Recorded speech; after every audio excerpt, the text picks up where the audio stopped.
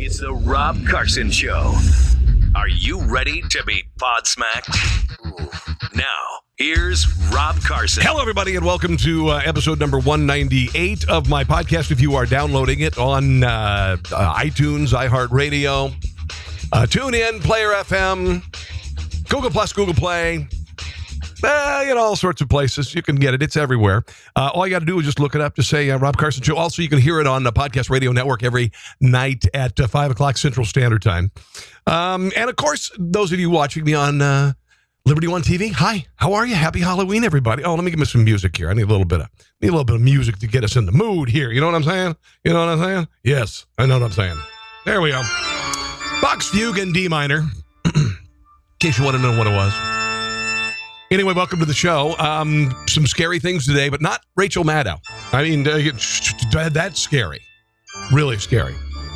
We're going to get into a lot of the day's events here. I just want to mention, if you become a member of Liberty One TV, that would be great. It's only 33 cents a day. It is only $10 a month. It is only $99 a year. That's it.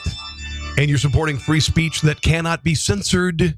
Cannot be censored because it's not on Facebook, and it's not on campus, and it's not on Twitter.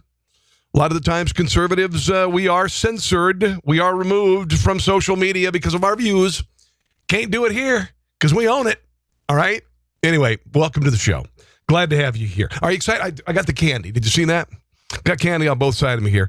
I'm the kind of guy who likes to roam around. No, I'm the kind of guy who likes to get the bite-sized ones over here. This is for the kids who maybe are not as polite. They don't say, they don't say trick or treat, and they don't say please and thank you, whatever. So they get that. And then you got the full size over here, which are, there they are, right there. Oh, right there. And those are the full size. Those for the kids who are friends of ours, and then also just kids who are very polite and all that stuff.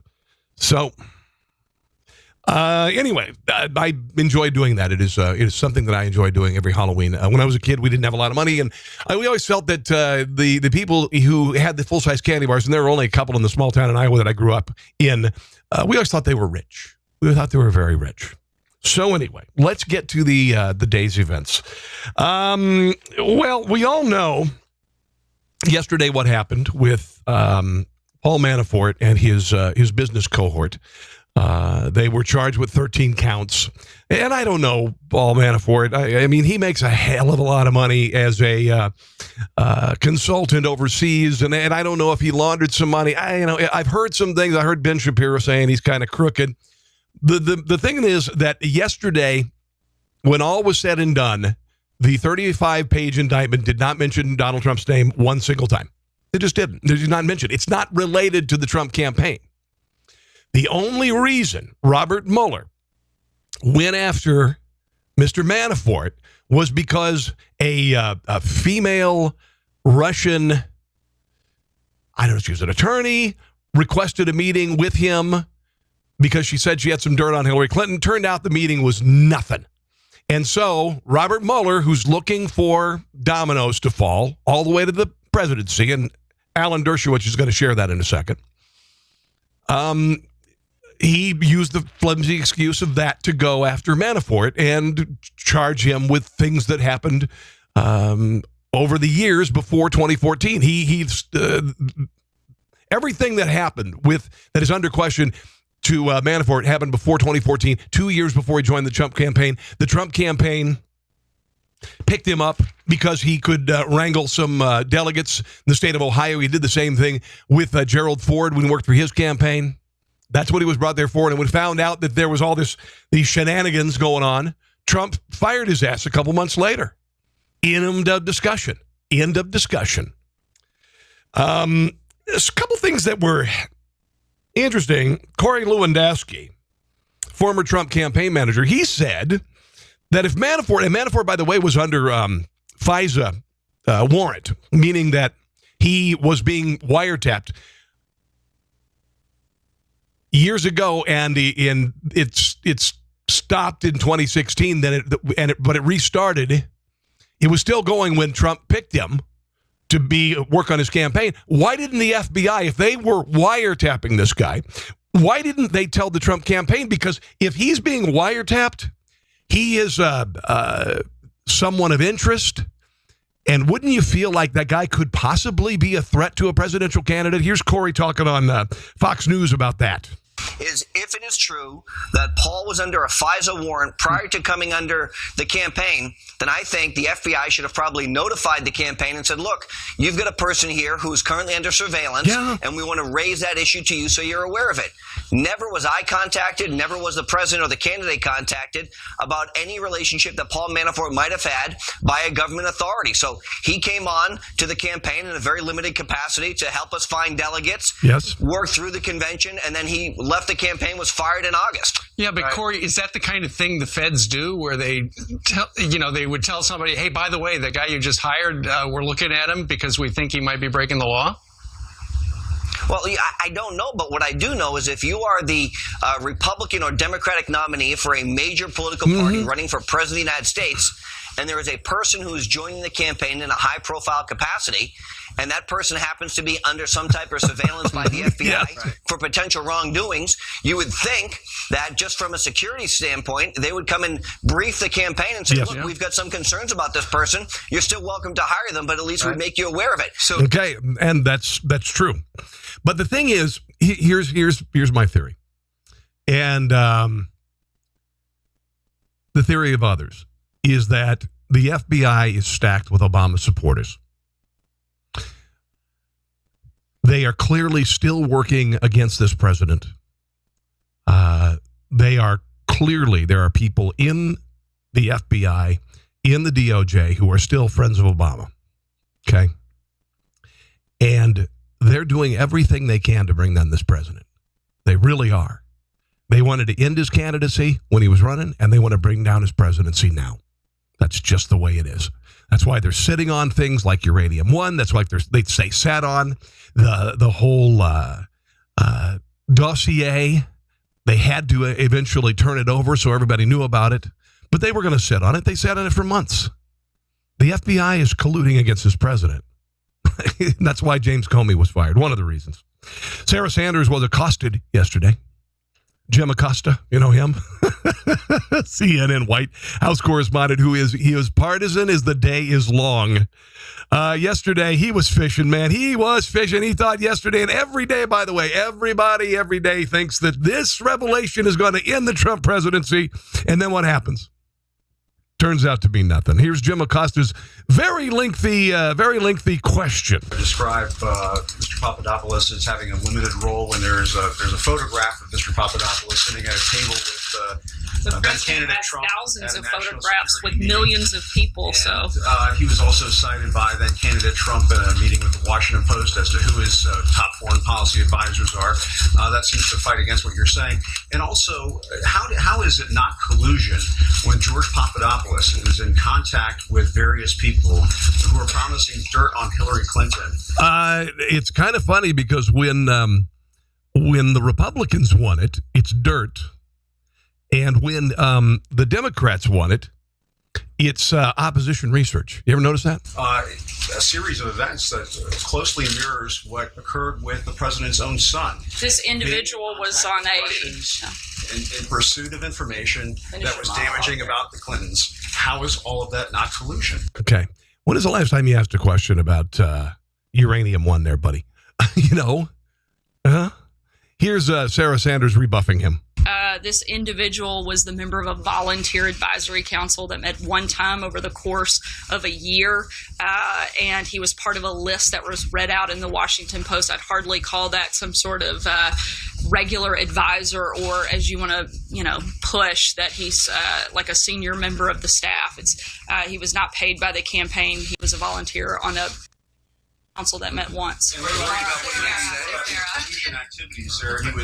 He was pursuing information from the Russians. Again, he was a volunteer. I think it's something you need to ask him. I'm not here to speak on behalf of the thousands of people that may have volunteered on the campaign. I hate to tell you this, but generally volunteers for campaigns generally aren't the highest up as far as the hierarchy is concerned with regard to campaigns. And again, there's nothing there. A couple of interesting things did happen with this Papadopoulos guy. He was arrested in July and charged in July and pled guilty. And then we found out about it this month. There's some debate as to what he's been doing the last couple of months. And one of the things that people are saying is that he's been wearing a wire in meetings with the Trump team to find collusion. I'm not sure how valuable that would be because the election is already over, right? And isn't this supposed to be about Russian collusion to throw the election? But anyway, that's one of the theories out there. Alan Dershowitz was on today with Bill Hemmer, and he was talking about Robert Mueller. And Bill Hemmer said the guy's kind of a zealot, meaning he's really out to get Donald Trump. Here's what Dershowitz had to say about that. The job of a prosecutor is to do justice, not to get as many notches on his belt as possible. And I think this tactic... You believe that's what he's... Well, I think he's... for? Look, he is the special counsel. He has an enormous budget. He has a man with his target on his back, Yep. the president of the United States. He's not going to be satisfied until he gets to the president or people very close to him. That's the danger of a special prosecutor. You were about to say, I believe this tactic. This tactic is dangerous, whether it's used against you or me or Democrats or Republicans, finding the low-hanging fruit, getting somebody who you can prosecute and squeeze, and then making him sing. The problem is people don't only sing, they compose. They make up stories. They exaggerate them because they know that the better the evidence, the sweeter the deal. It's a very dangerous tactic. Look, if an ordinary person walked over to somebody and said, unless you give up your rights, I'm going to have you criminally prosecuted, we call that extortion. But it's allowed by prosecutors. And I've been railing against this for 53 years. And that's what they did with Papadopoulos. That's what they got. That's what they got him to do. And I'm the more that I hear about this, the more that I think that he was wired. The Obama administration used some very flimsy evidence and discredited evidence in the dossier to get a FISA warrant to wiretap the Trump campaign and transition team. So this is not a big surprise. Here's a little bit more from about what Papadopoulos did between July and now. He's not a credible witness. You don't put on a witness. He is not. No, because he admitted lying already, twice at least. So but if he's wearing a wire and he's meeting you at a restaurant in Washington, D.C. That's why they would put a wire on him. They want self-proving evidence. They don't want to have to rely on him and his testimony, because any good defense attorney would start out by saying, tell us all the lies you engaged in. Now, why should we believe you now? Because you're getting a deal? You would sell your mother for this deal. And so what they want to get from him is not testimony. They want to get self-proving evidence, somebody else's voice on a wire. I want to be clear. We don't know if he was wearing a wire. It's just been suggested. It's a good suggestion. He may not have been wearing a wire, but he was trying to obtain evidence that doesn't rely on his own credibility. He's not a credible witness. You don't put on a witness. In other words, he's not a credible witness. He's a liar. He is a liar, and that's how he rolls. That's how he rolls. Anyway, let's move on to some other stuff. Excuse me just one second. I'm having a little bit of audio issue here. I apologize. Not the only issues that I have very much, but I do have some issues. Yeah, there we go. Okay, I think I sound okay. Let's move on to some other stuff. There's a lot of things in the news today. There's an ad that's been released in the Virginia Republican gubernatorial, governor's race, and Republican gubernatorial candidate Ed Gillespie is in this, and there's a group called the Latino Victory Fund, and they have an ad that basically shows a pickup truck with a Confederate flag, a Gadsden flag bumper sticker on the, don't tread on me on the front of the truck. And it's driving down the truck, and there are kids, minority kids. There's a Muslim, there's a Hispanic kid, and they're running from this truck. And this truck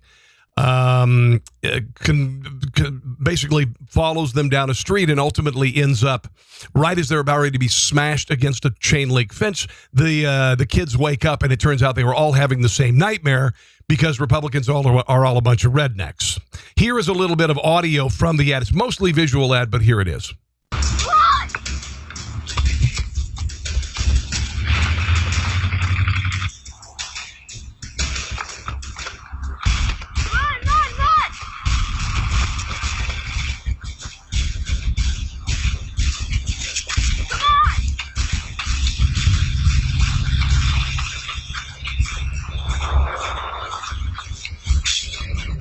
Is this what Donald Trump and Ed Gillespie mean by the American dream? Now, at the end there, you see a couple sitting on a couch, and they're watching, and they're looking at the rally in Virginia where the white supremacists are there, and they had the torches. This is unheard of. It's sickening. It's disgusting. I am a Trump supporter. I am a conservative. I appreciate the Gadsden flag and what it stands for, and I'm sickened by this. I'm really, really, really sickened by this. This is taking things to a new low, and the people who put this thing together, it was all to them about the getting rid of sanctuary cities. The current governor, he supports sanctuary cities, and if you live in Northern Virginia, and I lived in Maryland right next door, and gang violence has gone through the ceiling. MS-13 gangs moved in there. There are a lot of kids dying, and because of this, the dialogue from the left in this country is all about we're Nazis. There are white supremacists in the White House, and they're whipping people into a frenzy with this bullshit. It is dangerous bullshit. The gubernatorial candidate was asked why this ad dropped a week before the election.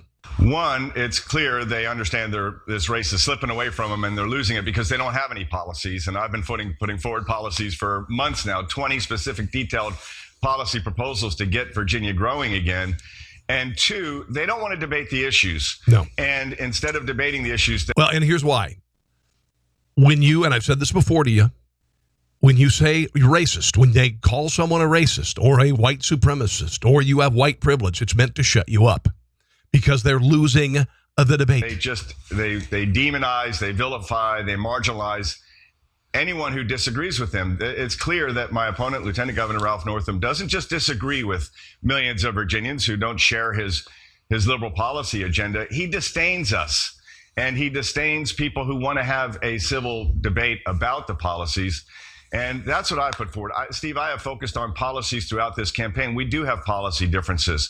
And the notion that if you don't think we should allow for sanctuary cities in the Commonwealth of Virginia because that won't make us safer from MS-13, if someone's here illegally and they commit a crime, I believe we need to cooperate with federal law enforcement and they should be subject to deportation. You know, if you disagree with that, fine, but let's have a debate whether or not we think that, and by the way, my opponent does, he cast a deciding vote against a ban on sanctuary cities. Let's debate the issue.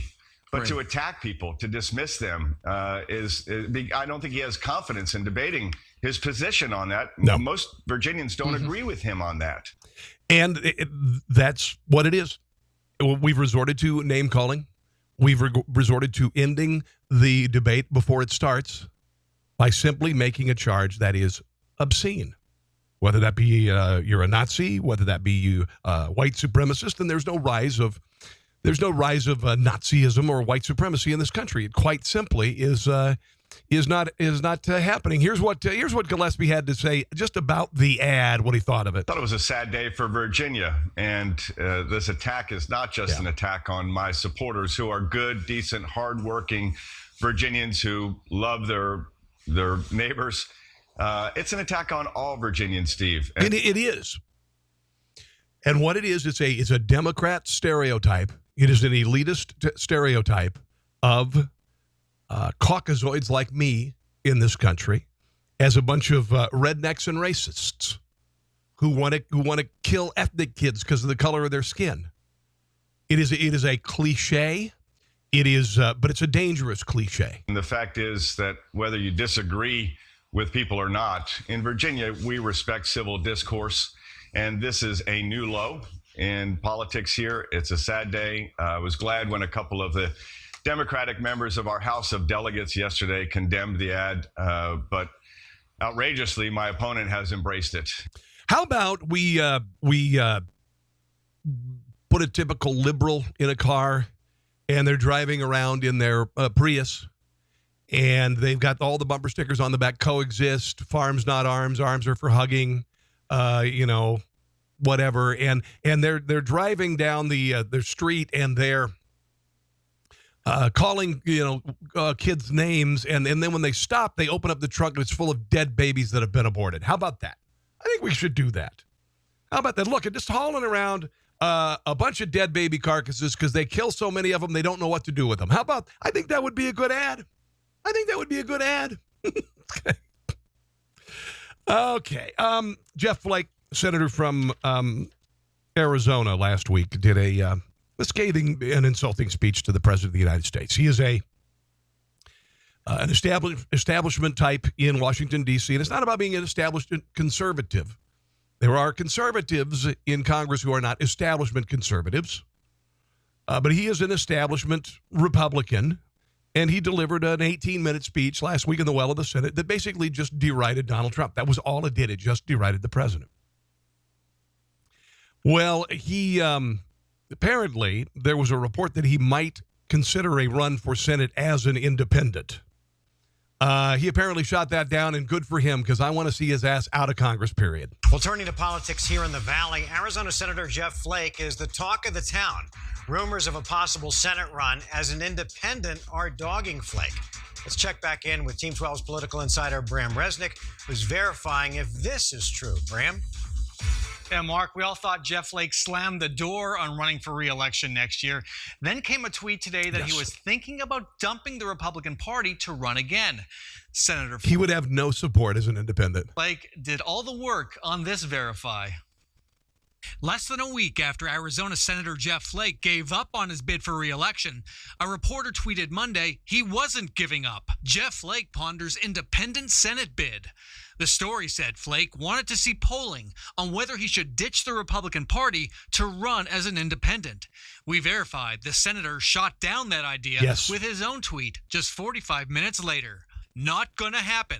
I subscribe to the old saw. Running as an independent is the future and will always be the future. Meantime, there's meaning, of course, that you'll never win. A new poll in the Republican race to replace Flake. Kelly Ward, who's been running for a year, was backed by... Okay, they got a couple other candidates who are doing fairly well in the state. 28% of voters are undecided. That's why if I'm going to run for office, I think I'm going to go with undecided. I think I'm going to change my name to Rob Undecided. Because there's always that undecided group there. And if they're undecided, they might as well vote for undecided, right? You know? Laura Ingram's got a new show on Fox at night. He had Chief of Staff John Kelly on, who's a very admirable man. I think he's a terrific person. I love watching him address the press. He's a stylish man. He is he does it with humor. He's an amazing person. He has an incredible military history. He is a Gold Star father. And a hell of a guy. And he was on last night talking about the removal of Confederate monuments. And, of course, he said that he thought Robert E. Lee was an honorable man. And everybody on the left has got their panties in a bunch. Here's a little bit from John Kelly last night with Laura Ingram. I would tell you that Robert E. Lee was an honorable man. He was a man that gave up his country to fight for his state, which in 150 years ago was more important than country. It was always loyalty to state first back in those days. But he had slaves. Now it's different today. But the lack of an ability to compromise led to the Civil War. And men and women of good faith on both sides made their stand where their conscience had them make their stand. Okay. When I was a kid, and even to now, I've studied the Civil War, and my dad was a Civil War buff. He wasn't a racist. He didn't feel that making slavery go away was a bad thing. Okay. He was a World War II veteran, but he was fascinated by it. And there were those who called for service, and for many in the South, in fact, for most troops in the South, most of them, if not all of them, with the exception of the wealthy, were slave owners. They weren't. And this was a lot about, and we've had this debate before, it's a lot about big government, big taxes, and rule coming out of Washington, D.C., and then the South saying, screw that. Now, if you want to go on the slavery bandwagon, Abraham Lincoln offered to let slavery continue to exist in the states that it existed if they'd come back to the Union. He did. He said, let's take slavery out of the equation. You guys can come back to the Union. And if there's not proof that the South, it was more than just slavery, then that is. Abraham Lincoln said, come back. You can keep slaves. Just rejoin the Union. They said, screw you. This is about states' rights, which, everybody says is a dog whistle for racism and all that. No, it's not. No, it's not. They could have very easily come back to the Union, resumed life with the slaves, doing the work in the fields, and they didn't. So that is nakedly proof that it really wasn't about slavery for most. And slavery was an awful thing, dear God in heaven. Of course. But there have been states that they look at and listen. I mean, there were times in the last 8 years, and I was saying if Texas seceded, I might consider going because I was just so upset with Washington, D.C. It's onerous regulations. It's expansive government, the doubling of the national debt by Barack Obama, among other things, the weakening of our position in the world. All of these things. I was sick of Washington, D.C. I still am, by the way. But we got a president now who I think is beginning to tackle some of the draining, I should say, the swamp, right?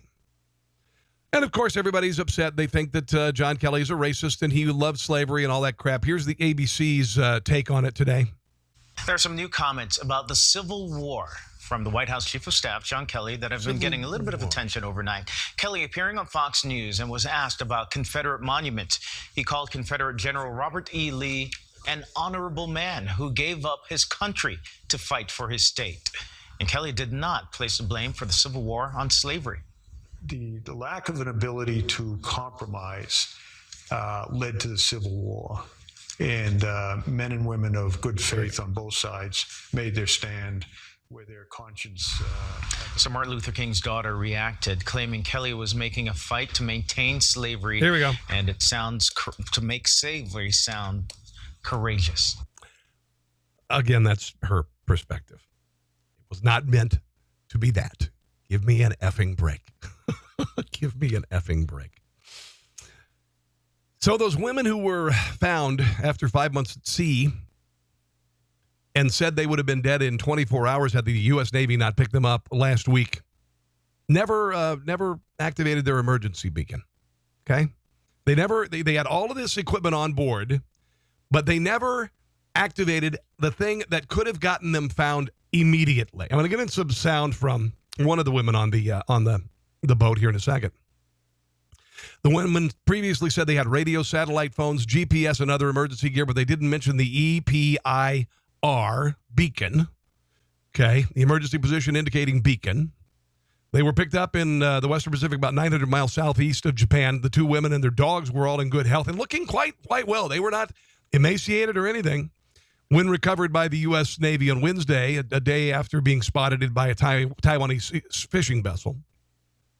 Jennifer Appel confirmed in an interview with the Associated Press Tuesday that they had a beacon, but they didn't use it. Here is what she had to say about that. Why didn't we use it? In Hawaii, I have learned over the past 10 years that you do not use your EPIRB unless you are in imminent danger. Sure. And since the boat was floating, we had water, we had food, and we had the ability for limited navigation.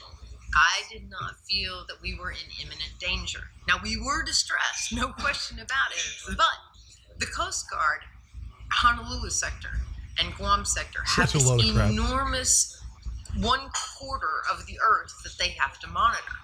And if I'm calling them and I am not in imminent danger, that means that their resources are being used on someone who's not technically about to die, while someone else on the other side of the planet or in their area could actually be in imminent danger. And I did not want to use those resources unless we knew we were really in trouble. Now, she, of course, like I said the other day that they would have died within 24 hours. So they still hadn't tripped that beacon. They still hadn't, even though they had 24 hours to live, This is such a load of crap, guys. This is such a load of crap. And I remember seeing them. I'm like, man, these are the best fed, including the dogs, castaways that I've ever seen in my life, except for Gilligan's Island, of course. She said they saved our lives. The pride and smiles we had when we saw the Navy on the horizon was pure relief. All 6 forms of their communication stopped working. All right? All 6 forms. This apparently doesn't happen very often. Mariners know that the reason why you have those on board is redundancy. And the boat wasn't in all that bad a shape. But there's better things. There's better things in here. Spokesman for the Navy said there's something wrong here. I've never heard of all that stuff going out at the same time. Never heard it. The 2 women, by the way, met in late 2016 and within a week of knowing each other decided to take a trip together. The other woman on the boat had never sailed a day in her life. The accounts of the weather conditions during the trip also are not consistent with the weather reports or basic geography of the Pacific Ocean, according to the Associated Press. On the first day at sea, the 2 women described running into a fierce storm tossed their vessel with 60-mile-an-hour winds and 30-foot seas for 3 days. Here's the problem. Meteorologists say there was no severe weather anywhere along their route during that time. After leaving, quote, we got a force 11 storm that lasted for 2 nights and 3 days. Appel, the woman who just was quoted, said, in one of the first signs of trouble, she said she lost her cell phone overboard. She said, we were empowered to know that we could withstand the forces of nature. The boat could withstand the forces of nature. Archived NASA images confirmed there were no tropical storms around Hawaii that day. Appel expressed surprise that there was no record of the storm. She said they received a Coast Guard storm warning while sailing after sunset on May 3rd. The pair said they thought about turning back. Listen to this. But the islands of Maui and Lanai didn't have harbors deep enough to accommodate the sailboat, about 50 feet long. However, the vessel is relatively small. Both islands have harbors that accommodate boats of that size, plus the big island, the southernmost island of Hawaii, has several places to dock. Appel said she modified her boat, called the Sea Nymph, by adding 6 tons of fiberglass to the hull to make it thicker and heavier. Given the constraints of our vessel, we chose the appropriate action. They say that another storm killed their engine on the end of May. The Coast Guard made radio contact with the vessel that identified itself as the Sea Nymph in June near Tahiti. And the captain said they were not in distress and expected to make the land the next morning. So, giant load of crap. Giant, steaming load of crap. Absolutely incredible. Let's see. Let's move on. I'm going to get to the Halloween stuff here in a second. I've got a few sound bites I want to play for you that are kind of interesting. Let me just open this up real quick. There's some audio from Peyton Manning. By the way, Jeremy Piven of Entourage. Apparently now there are women coming out saying that he is a sexual harasser as well. This on the heels of Kevin Spacey yesterday making the horrendous mistake of defending himself on Twitter and basically admitting that he did it. Not good. Not good. So Piven is next. We'll see how the story develops. Peyton Manning has an accuser back when he was in college in 1996, an incident where he was with a trainer, a female trainer, and she says, Jamie Notright, said that he, while she was examining him, decided to pull down his pants and put his genitalia on her face. Yeah. I'm going to find the audio from these two in just 1 second here. There we go. Okay. Anyway, Jamie Notright was an athletic trainer at the University of Tennessee when he was the star quarterback. 96, she alleges he exposed himself to her, placed his genitals on her face. How does that happen? Manning is admitted to mooning a teammate as a 19-year-old with Notright present, but for decades he denied making contact with her. Denials that his lawyer continues today. She said, I felt something on my face, and Peyton had pulled his shorts down and set his anus and testicles on my face. Boy, that's just, wow. So I pushed him around, and he pulled his shorts up, and I pushed him out the room. I was repulsed. I was angered. I was intimidated. He was definitely a predator, violent, angry, violent eyes that he had. Now, she got $300,000 from the university, and then she resigned from the school in 1998. She was quiet until 2002 when she filed a defamation case against Manning, alleging he and her father disparaged her in the book. Manning said, I briefly pulled down my pants to Moon, my roommate. Said he only lasted 1.5 seconds, pulled my pants up and continued with Jamie's examination of my foot. I don't know how you get, when you're looking at somebody's foot, how you end up with their testicles in your face, but I haven't been in a room with Peyton Manning or Kevin Spacey. Here's Peyton Manning talking about it. I briefly pulled down my pants to so-called moon him. 1 second, 1.5 seconds, pulled my pants back up and continued with Jamie's examination of the bottom of my foot. Here's a little bit from Jamie Not Right. I was repulsed, I was scared, I was intimidated. I felt something on my face. Oh, boy. And Peyton had pulled his shorts down and sat his anus, his testicles on my face. So I pushed him up and out. He turned around, pulled his shorts back up. Okay, so I guess it's a question of, who do you believe? Now, you remember the other day, Seth MacFarlane referred to Harvey Weinstein when he was announcing nominees for the Best Actress, I don't know, about 10 years ago. And he said, now that you've been nominated, you don't have to worry about being molested by or propositioned by Harvey Weinstein. Well, he might have known about Kevin Spacey. Listen to this. This is an episode in 2005 that Seth MacFarlane made on Family Guy. $10, $5, $8, and I'll do it. Fine. Help! I've escaped from Kevin Spacey's basement. Help me!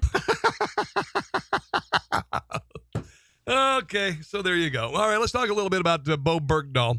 Before we do that, I did write a theme song for Beau Bergdahl a while back. I'm going to go ahead and play that for you. This is my if I can get it to play here. This is my theme song.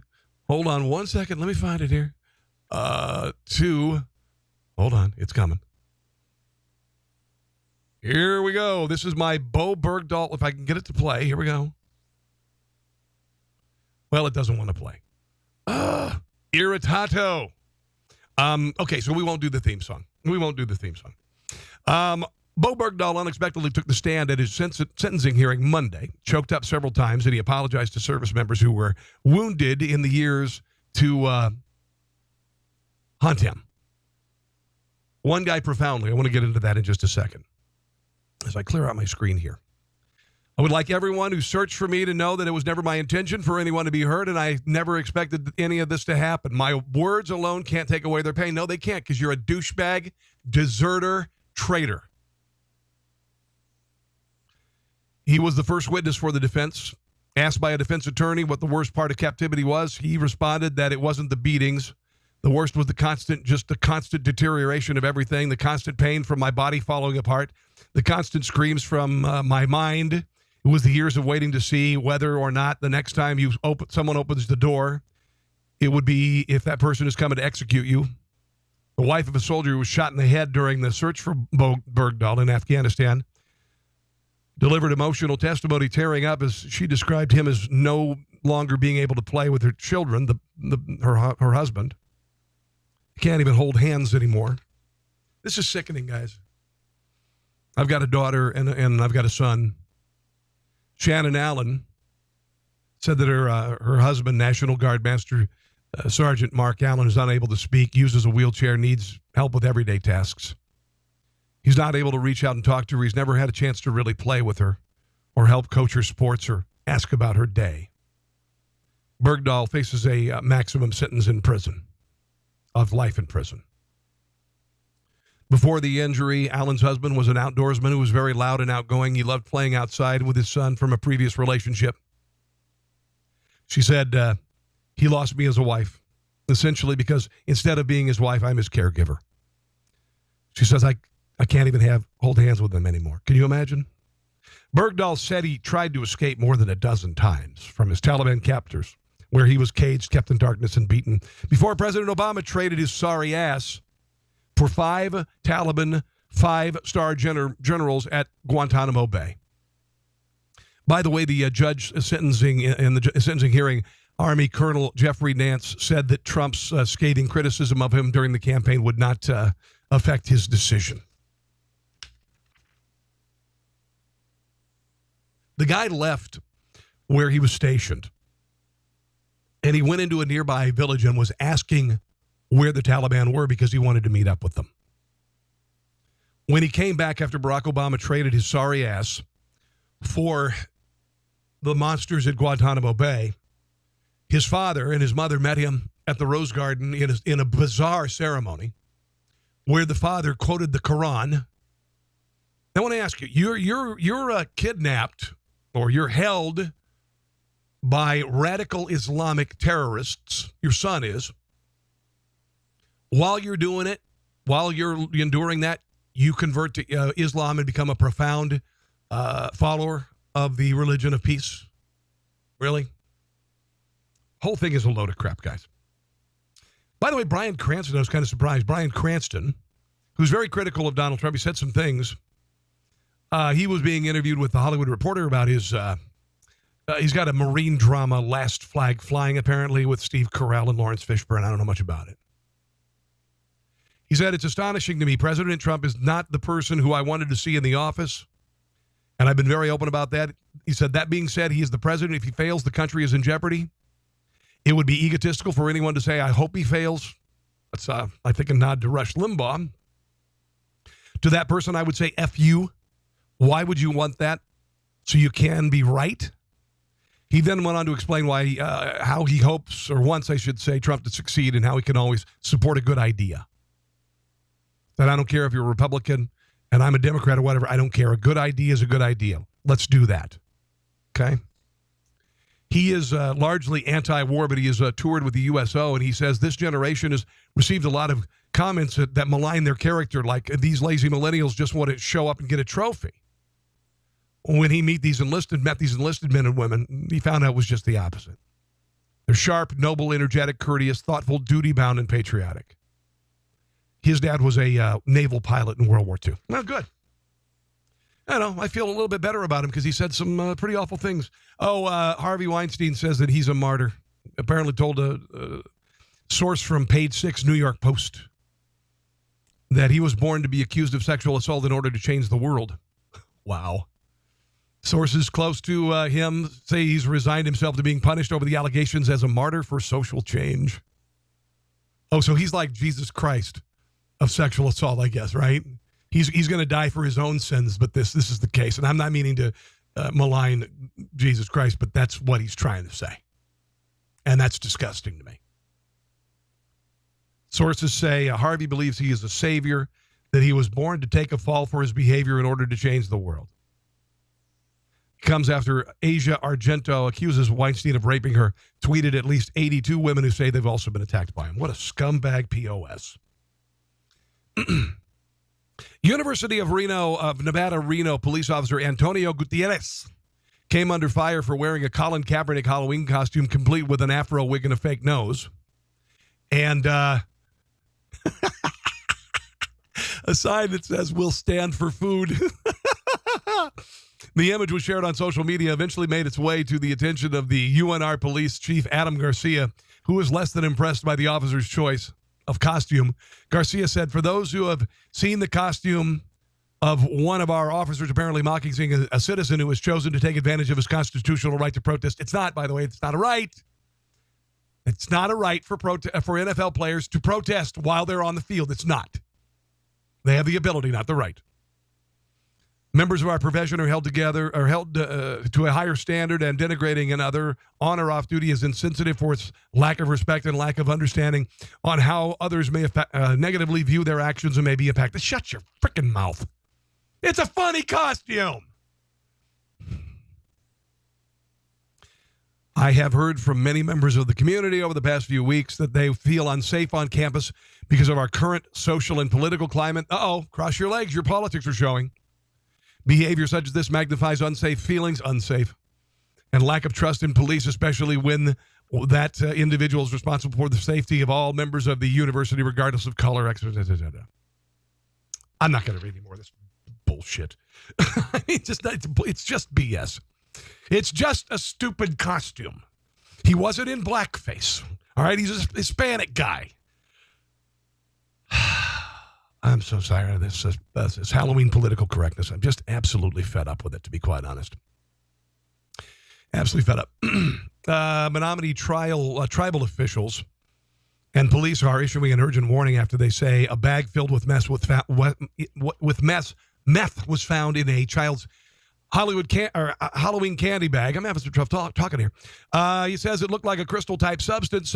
Subsequently was tested to confirm methamphetamine. Apparently, they did their trick-or-treat over the weekend. Police are asking the community to check their children's Halloween candy Thursday. They're not sure if it was an accident or somebody intentionally put meth in the kid's bag. Black licorice is deadly, by the way. I don't know if you knew this. Contains a chemical compound called glycyrrhizine. Okay? How much does it take? Not a lot. According to the FDA, if you eat 2 ounces of black licorice every day for at least 2 weeks, that's when you could start having problems. And the problems are, you ready this? Increase in blood pressure, mess with your heart rhythm, maybe even cause heart failure. Well, that's something I want to eat. That's something I want to eat. This is interesting. Sergey Santos is building sex robots that have a moral code. This guy is over in Spain, and he's the inventor behind the Samantha sex robot. He said his bots would become more aroused when people treat them respectfully. Silicone Samantha is covered with sensors that respond to human touch and can switch between family and sexy mode. Sensors cover the doll's hips, shoulders, and privates and mouth, and have been used to create a functional G-spot. The doll is fitted with artificial intelligence and is capable of emotional closeness, according to its inventor. Santos says she can now make Samantha's arousal dependent on how good of a person she's judged her partner to be and if he spent time talking with her. It might also include if she's married, there are